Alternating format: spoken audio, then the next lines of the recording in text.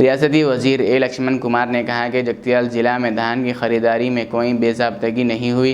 इन्होंने कहा कि अगर अपोजिशन अपने इल्ज़ामात साबित कर दे तो वजारत से इस्तीफ़ा देने के लिए तैयार है। वजीर के मुताबिक इस साल ज़िले में 5.8 लाख मीट्रिक टन धान खरीदा गया, जो एक नया रिकॉर्ड है और किसानों के खातों में 1075 करोड़ रुपए जमा कराए जा चुके हैं। वजीर ने कहा कि अपोजिशन धान खरीदारी और रेत की मुंतकली के मामले में गलत प्रोपेगेंडा कर रही है। इन्होंने वाज़ेह किया कि धर्मपुरी में गोदावरी से सिर्फ मुकामी ज़रूरियत के लिए रेत ली जा रही है और किसी किस्म की गैर कानूनी मुंतकली नहीं हो रही।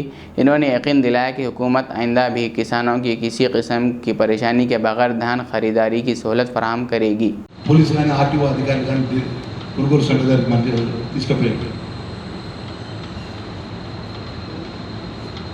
ఆ విధంగా పనిచేస్తే ఏదో విధంగా గౌరవ ముఖ్యమంత్రి గారిని ప్రభుత్వాన్ని ఒక అబద్ధాన్ని 10 సార్లు మాట్లాడి నిజం చేసే విధంగా ఆలోచన తప్ప ఈరోజు ప్రజాపాలన లోపల ఇంత కష్టపడి మేము వరిధాన్యాన్ని జిల్లా యంత్రాంగం జిల్లా కలెక్టర్ గారి నేతృత్వంలో వరిధాన్యాన్ని కొనుగోలు చేసి సుమారు 84,000 మంది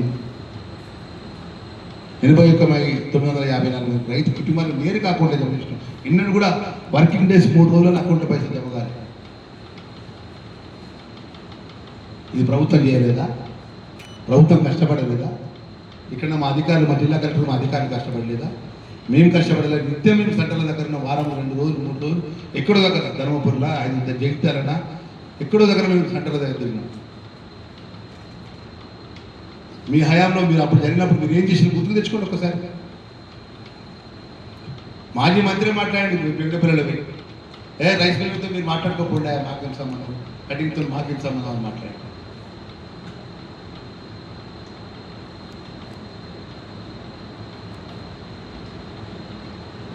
రాబోయే రోజులు కూడా రైతులందరికీ మనం చేసుకుంటున్నాం. పెద్ద ఎత్తున ప్యాడీ వచ్చి జిల్లాలో ఉన్నది. కేంద్ర ప్రభుత్వం సరైన సమయంలో కొనుగోలు చేసే విషయంలో ఎక్కడ సహకరిస్తలేదు. కేంద్రంలో కొనాల్సిన సమయం లోపల మనం ఎంత తెలంగాణ రాష్ట్రం లోపల నల్గొండ జిల్లా పెద్ద ఎత్తున ప్యాడీ వస్తుంది, మన జగిత్యాల జిల్లాలో పెద్ద ఎత్తున ప్యాడీ వస్తుంది.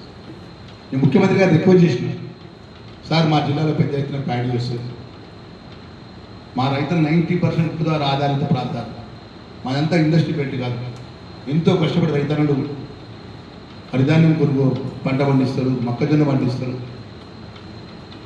మరి ఫ్యూచర్లో కూడా మాకు ఇబ్బంది అవుతుంది. ఇప్పుడు ఎంతో కష్టపడి జిల్లాకు సంబంధించిన అధికారులంతా కూడా కష్టపడి కొనుగోలు చేయడం జరిగింది. రాబోయే కొనుగోలు అప్పుడు కూడా మరి పెద్ద ఎత్తున మనం అప్రమత్తంగా ఉండే విధంగా ప్రభుత్వం ముందుకు పోవాలని చెప్పేసి మనం చేయడం జరిగింది. అగ్రికల్చర్ మినిస్టర్ గారు రిక్వెస్ట్ చేస్తున్నాయి.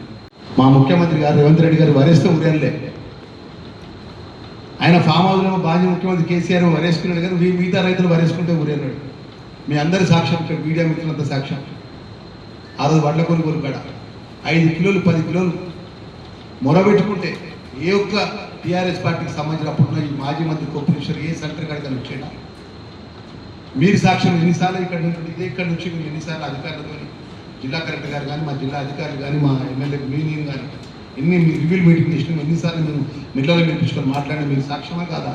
వాళ్ళది 2014 నుంచి 18 నుంచి 23 వరకు వాళ్ళే రాజులు, వాళ్ళే మంత్రులు కదా. అడవులుగా కటింగ్ అవుతుంటే, అడవులుగా దూసుకుంటా అంటే ఏ రైతు దగ్గరికి పోయి, ఏ వడ్ల కొనుగోలు దగ్గరికి పోయి మాట్లాడి, ఏ మిల్లర్ దగ్గరికి పోయి మాట్లాడి అన్లోడ్ చేయించిండా, ఏ అధికారాన్ని రోడ్డు మీకు వచ్చి మాట్లాడిందా? అప్పుడున్న జిల్లా కలెక్టర్ గారు, అప్పుడున్నటువంటి అధికారులు గారు సాక్ష్యం మీరే కదా. ఇలా 125 కోట్లు ఎంత అంటారు? 125 దోపిడీ అంటారా? 127 కోట్ల. ఇప్పుడు ఒకటండి, గులాబ్ గారి కండవ కప్పుకున్నారు, దోసుకోవడం తీసుకోవడం వాళ్ళు పెట్టండి. ఆ విధంగా పాపం పింక్ కలర్కున్న కండవ కప్పుకోగానే జీవన్ రెడ్డి గారు కూడా అదే ఆలోచన పడ్డాడు. కొప్పులేశ్వర్ అయితే వాళ్ళకు శాశ్వతంగా ఆ ఊత పదం పచ్చకాములలో పూరతే పచ్చ కనబడుతుంది. నేను చెప్తున్నా కదా, ఈ జిల్లాలో వడ్ల కొనుగోలు మీద దోపిడీ జరిగినట్టు నిరూపిస్తే రాష్ట్ర మంత్రిగా నా పదవికి రాజీనామా చేయడానికి సిద్ధంగా ఉన్నా. జీవన్ రెడ్డి కానీ కొప్పులేశ్వర్ గారు కానీ, జీవన్ రెడ్డి గారు కొప్పులేశ్వర్ గారు రుజువు చేస్తే దమ్ముంటే రుజువు చేయమని చెప్పి అంటున్నా. మీరు ఏ ఫార్మాట్ ఇవ్వమంటే ఆ ఫార్మాట్ ఇస్తాను.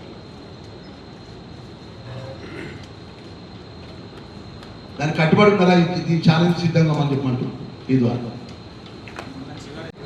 ఇక పొద్దుగా లేచి సాయంత్రం దాకా ముఖ్యమంత్రి మీద మాట్లాడడం, ప్రభుత్వం మీద మాట్లాడడం, మా మీద మాట్లాడడం, మళ్ళీ ఏమంటాడు ఇసుక గురించి మాట్లాడతాడు. బాధనిపిస్తుంది మాకు.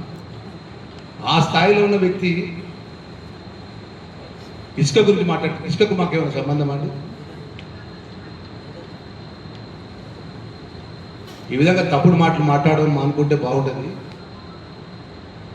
ప్రజలు అన్ని గమనిస్తున్న వాస్తవాలు, ప్రజలకు అన్ని విషయాలు కూడా వారి ముందు మేము పెట్టినాం. ఈ జిల్లాలో జరిగిన ఇసుకకు సంబంధించినటువంటి స్థానిక ఇంధనం ఇళ్ళ కోసమో, స్థానిక ప్రజల అవసరాల కోసమో, స్థానిక ప్రజలు ఎవరైతే ఆటో ట్రాక్టర్ల మీద ఆధారపడ్డ వాళ్ళు ఎవరైతే ఉన్నారో ఆ ట్రాక్టర్లతో వాళ్ళు కొన్ని కుప్పలు కొట్టుకొని వాళ్ళు జీవనోపాధి కోసం నడిపిస్తుంటే దాంట్లో లక్షల రూపాయలు మంత్రి తిన్నాడు. ధర్మపురిలో ఏమైనా కుప్పలు ఏమైనా అని చెప్పి ఒక మాజీ మంత్రి అడుగుతున్నాడు, ప్రశ్నిస్తాడు. మాట్లాడడానికి కొంచెం సొయ్యి ఉండాలి మాట్లాడటం.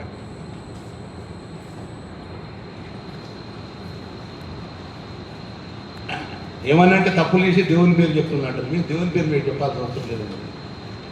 నిజాయితీగా ప్రజలు నమ్ముకున్న ఓట్ల ద్వారా గెలిపిన వాళ్ళం, ఒకటే పార్టీని నమ్ముకున్న వాళ్ళం, గెలిచినా ఓడినా ఒకటే పార్టీలో ఉన్నవాళ్ళం. ఇలా రాష్ట్ర మంత్రిగా క్యాబినెట్ ఒక బాధ్యత మంత్రిగా నేనున్నా, మీతో కలిసి స్నేహిత విషయంలో ఒకట మీ కష్టకాలంలో అండగా ఉన్నా. మీరు మంత్రి అని చూడకుండా నన్ను నిలబెట్టి నన్ను మాట్లాడినా కూడా తల వంచుకొని జవాబు చెప్పిన. ఇవాళ మీరు వచ్చి కోట్లాది రూపాయల వరిధాన్యంలో కుంభకోణం జరిగింది, అక్రమ ఇసుక రవాణా జరుగుతుంది, లక్ష్మణ్ కుమార్ సోయి లేదా, మంత్రికి సోయి లేదా, ముఖ్యమంత్రి ఏం చేస్తాడు అని ఇట్లా మాట్లాడితే నాకు అర్థం కాదు. నీ వ్యక్తిగత ఆలోచనతో, వ్యక్తిగత ఎజెండాతో పార్టీ మారినావు. అది మాకు మేము ఎన్ని విధాలుగా చెప్పినా కూడా పార్టీ మారినావు. మారేమంటున్నావు? నాకు స్వేచ్ఛ ఉన్నది అంటున్నావు, నాకు స్వాతంత్రం వచ్చింది అంటున్నావు, నేను గొప్ప పార్టీలో వేనంటున్నావు. తెలుస్తుంది 2029లో ప్రజలు నిర్ణయం చెప్పడానికి ప్రజలు అప్పుడు సిద్ధంగా ఉంటారు. ఈరోజు ఈ వాస్తవాలు ఫిగర్లు మేము ముందు పెడుతున్నాం.